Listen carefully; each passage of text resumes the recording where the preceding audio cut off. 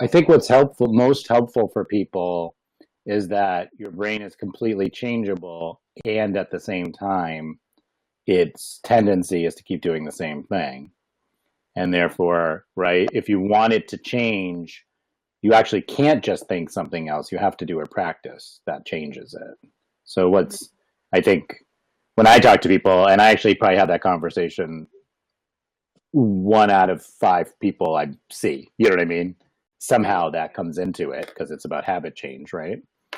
And so the really argument for habit change, and I think what's not intuitive for people, for instance, is that doing an asana practice, even, which is shocking to me, enhances neuroplasticity, right?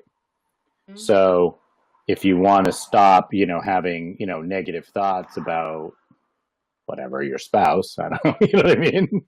It wouldn't naturally occur to you, right, to do a bunch of down dogs or to do meditation for 15 minutes or, right? So usually I'm talking to people about their goals and what's going to actually get them there.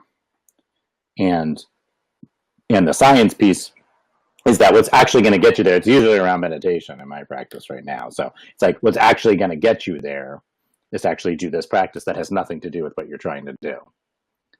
And that's the leap, right? Because that's like, why would I, follow my breath if, I'm trying to, you know, even like lose weight. I mean, whatever, stop eating cookies at night or any kind of habit change, right? Stop road raging. Like what's the connection, What do And you that's say if they're like, how is meditating for 15 minutes a day going to help me stop eating cookies at night? because you have your neural pathways that are there now, right? Your goal is to have different ones or at least other ones that compete with them, right? Mm-hmm. So right now you have all the pathway of eat late at night. That's what we do. And then you are trying to develop new, basically brain chemistry is what they found out. That's the science, right? Is that it's not just willpower. In fact, it's not at all. It's brain chemistry and how your brain and the brain anatomy. So it's like how your brain's actually configured. So the science says that you are unlikely to make habit changes unless you put yourself in a state where your brain can become more plastic.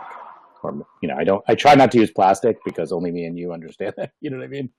Such a weird word. Um, so more changeable.